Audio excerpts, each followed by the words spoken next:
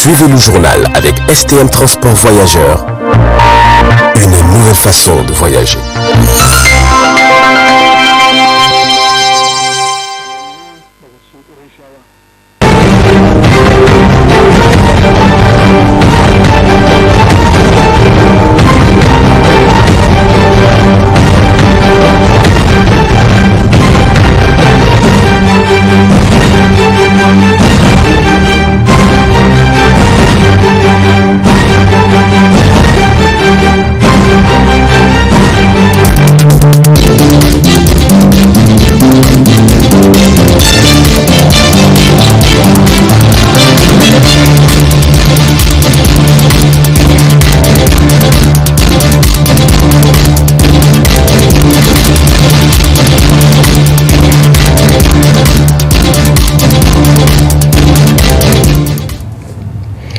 Messieurs, dames, bonsoir et ravi de vous retrouver à travers cette grande édition d'information sur Tambra Télévision.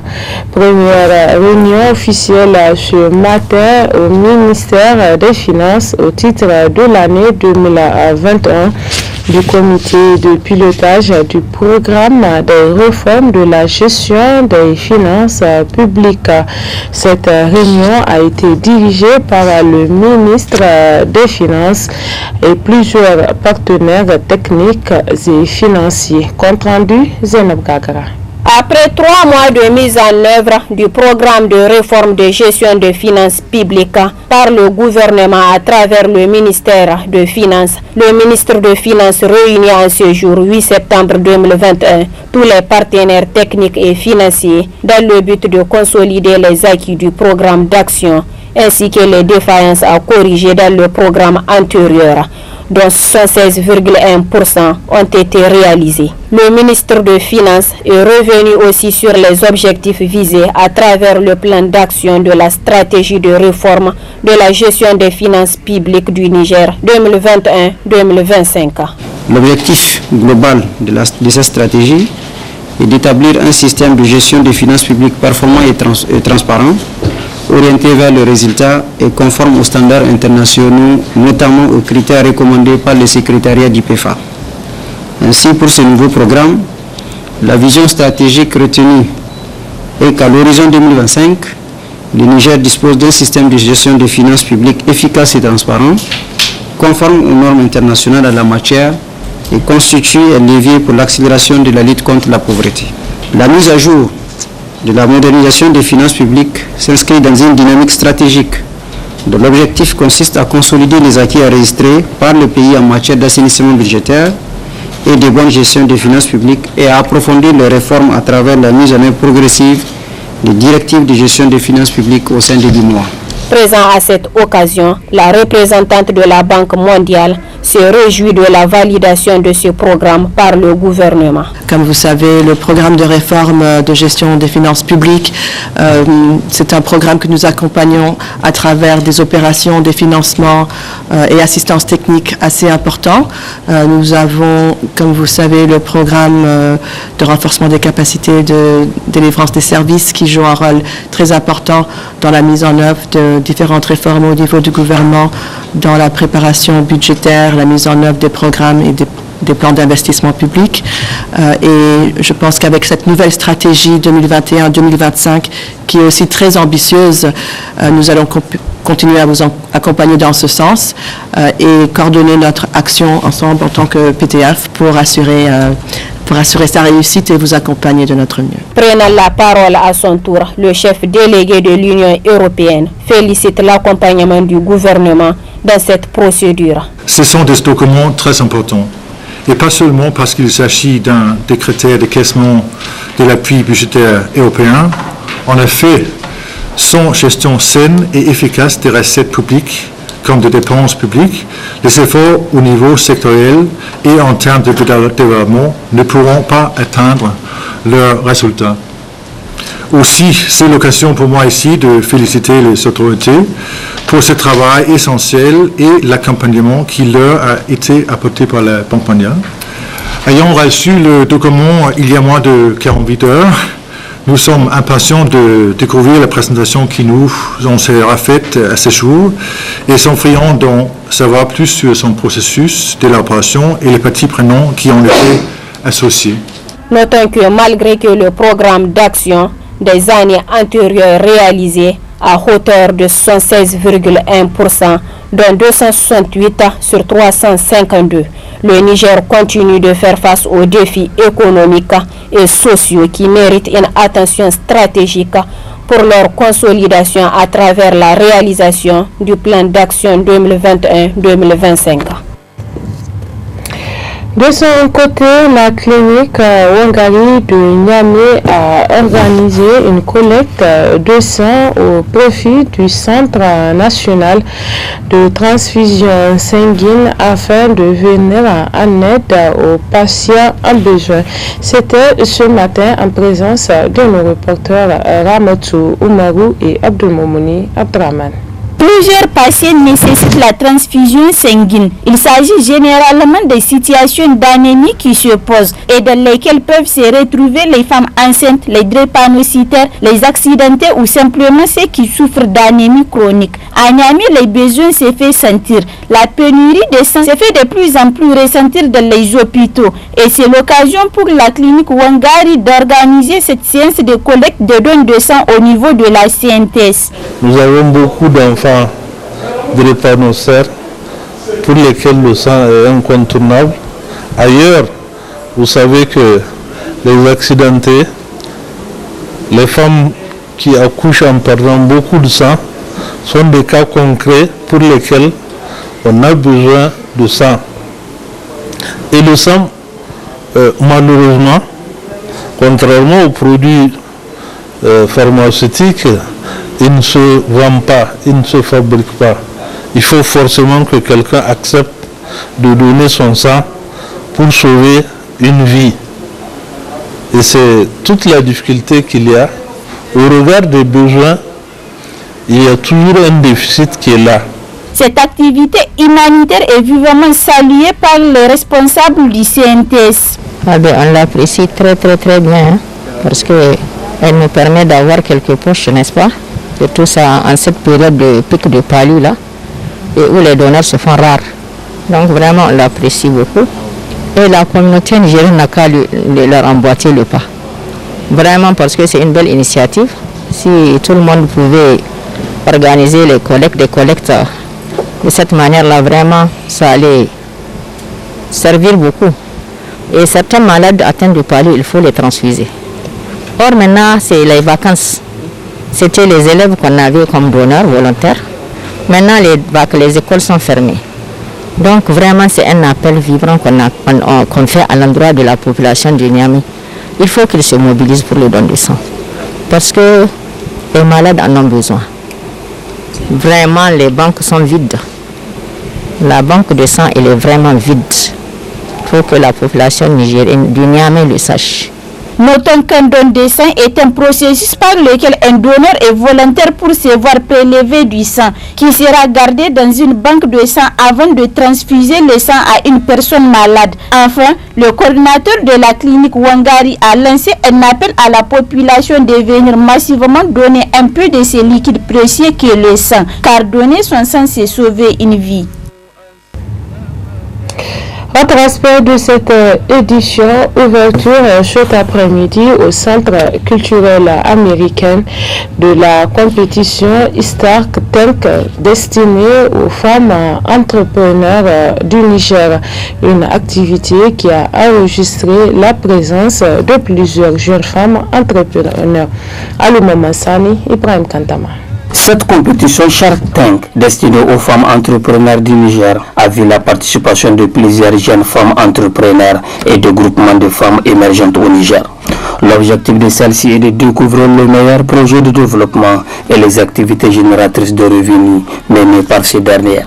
Une occasion d'une part pour l'ambassade des États-Unis au Niger de soutenir les femmes entrepreneurs en cette période de crise. Yazi Adamou est le président du Niger Business Angels Network, membre du comité d'organisation de cette compétition. Celui-ci est revenu sur la particularité de cette initiative, organisée à l'intention des femmes entrepreneurs. L'objectif pour nous, c'est de pouvoir appuyer les femmes pour qu'elles puissent aller en avant dans le développement de leur propre entreprise.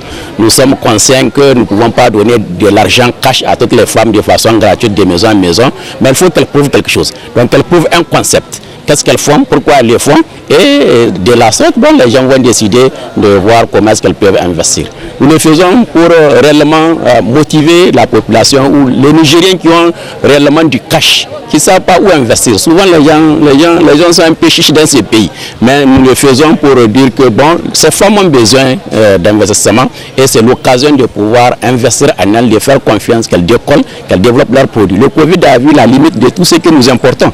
Et aussi, nous sommes conscients maintenant que ce que nous mangeons souvent, ce n'est pas ça. Nous mangeons parce que nous n'avons pas de choix. Donc ces femmes offrent des opportunités, elles offrent des occasions de choix pour la population nigérienne. Et c'est chaque temps qu'elle est là pour dire, voici la contribution du gouvernement américain pour ces femmes. Et voici maintenant, on attend la contribution du gouvernement nigérien, des investisseurs nigériens, des ministères de commerce, de toutes les autres institutions qui appuient les jeunes, qui appuient les femmes. C'est notre parti, c'est modeste, mais nous pensons que c'est un bon décollage pour que les autres emboîtent le pas. Madame Lawali Foussane Maman, lauréate de ce prix Shark Tank, celle-ci se réjouit de cette énième édition. Elle demande d'autre part à toutes les femmes entrepreneurs de rejoindre ce réseau. Je remercie le Centre culturel américain, en tout cas qui ne cesse de parler d'efforts afin de nous accompagner. Et M. Yach aussi qui est l'interlocuteur, qui est toujours derrière nous pour nous accompagner, nous former. Vraiment, je remercie les parents qui m'ont toujours motivé pour pouvoir ne pas baisser les bras et continuer vraiment à faire, parce que c'est pas facile. On est à notre début et du coup les problèmes ne manquent pas. Mais Inch'Allah, avec l'ambition qu'on a qui est grande et la passion qu'on a pour cette entreprise, on y arrivera. Le message que j'ai à lancer à l'égard de mes soeurs, en fait, il faut toujours commencer petit pour grandir. Donc, il ne faut pas se décourager pour dire que non, j'ai pas les moyens. Avec le petit moyen, j'ai commencé avec un petit montant. Et actuellement, aujourd'hui, je suis toujours pas arrivée au point où je veux être, mais c'est en cours. Et je suis sûre que ça va aller, Inch'Allah. Cette compétition a été une occasion pour les femmes entrepreneurs du Niger de présenter leur expertise et savoir-faire devant un jury d'experts. Une initiative qui permettrait sans nul doute aux femmes émergentes de partager leur expérience et connaître aussi leurs forces et faiblesses dans leurs activités quotidiennes. À l'instar de la communauté internationale, le Niger célèbre ce jour, 8 septembre 2021, la journée internationale de l'alphabétisation. Malgré les efforts des autorités, le taux reste toujours très élevé au Niger. Reportage Haïssa Adamou, Abdel Nasser Abdou. L'alphabétisation pour une reprise axée sur l'humain, réduire la fracture numérique est le thème retenu pour la 55e édition de la Journée internationale de l'alphabétisation célébrée le 8 septembre de chaque année depuis 1965 à travers le monde. Le Niger, à l'instar de la communauté internationale, a aussi saisi l'occasion pour rappeler au public l'importance de l'alphabétisation en tant que facteur de dignité et de droits humains. La journée, cette année, a comme thème la question de l'humain. L'humain, ça veut dire la valorisation des ressources humaines. Qui dit valorisation des ressources humaines parle en tout cas de sa participation, de sa contribution au développement du pays. Et nous le savons bien, la question du développement passe par l'instruction. Et l'alphabétisation est partie intégrante du système éducatif nigérien et qui a comme groupe cible les adultes et les jeunes qui n'ont pas eu la chance d'aller à l'école. Donc, c'est à travers seulement l'alphabétisation et l'éducation non formelle que cette cible est axée à l'instruction. Et à part ça, il y a la voie à travers le numérique. Et là aussi, il faut avoir les BABA en lecture et en écriture pour aussi accéder justement à la recherche de l'information à travers le numérique. Donc voilà ce qui explique le choix de ce thème par l'UNESCO pour impulser la possibilité de prendre en charge les compétences numériques dans le programme de l'alphabétisation. Malgré les progrès réalisés, les défis persistent avec 773 millions d'adultes dans le monde aujourd'hui qui n'ont pas les compétences de base en alphabétisation. Le Niger fait partie des pays ayant le plus faible taux d'alphabétisation. Qu'est-ce qui freine encore et toujours l'alphabétisation au Niger? Vous n'êtes pas sans savoir, on a plus de 80% d'analphabètes, donc c'est un combat dur à mener. Nous avons eu à faire des propositions qui sont aujourd'hui dans les oubliettes. Sinon, au départ, au temps de Tanja, quand on avait proposé que les civicards, parce qu'on a vu qu'avec le fonds national, le budget national, on ne peut plus débloquer des sommes pour les centres d'alphabétisation. Mais nous avons dit que quelque part, on peut combler parce qu'il y a des civicards conformes qui sont là. Il y en a qui n'ont pas de bureau, on les affecte, ils sont dans la nature. On peut récupérer ces 2000 ou 3000 civicards qu'on met en activité chaque année parce qu'ils sont payés, qu'ils tiennent les centres parce que pour 2 ans d'activité, on s'est dit qu'on va rattraper beaucoup de choses. Donc moi, c'est ma proposition, parce que vraiment, la situation du service est déplorable. Il y a, en tout cas en 2021, il y a plus de 2/3 des cadres qui sont partis à la retraite. Donc je ne dis pas qu'il n'y a personne, mais quand même, en tout cas, les sources humaines vraiment valables sont parties. Aujourd'hui, on ne peut parler de développement durable sans évoquer la question de l'éducation, car l'alphabétisation est un facteur clé de l'autonomisation. Pour faire progresser l'agenda de l'alphabétisation au Niger, il est temps que les organisations conjuguent leurs efforts à ceux des autorités pour une éducation partout et pour tous. Et c'est la fin de cette édition d'information sur Tambra Télévision. Merci à vous de l'avoir suivi. Passez d'excellents moments en compagnie de nos programmes. Bonsoir.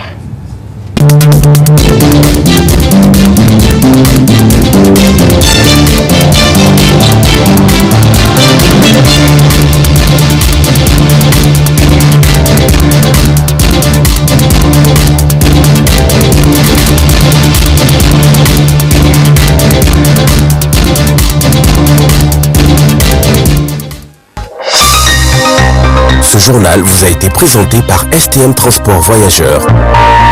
Une nouvelle façon de voyager.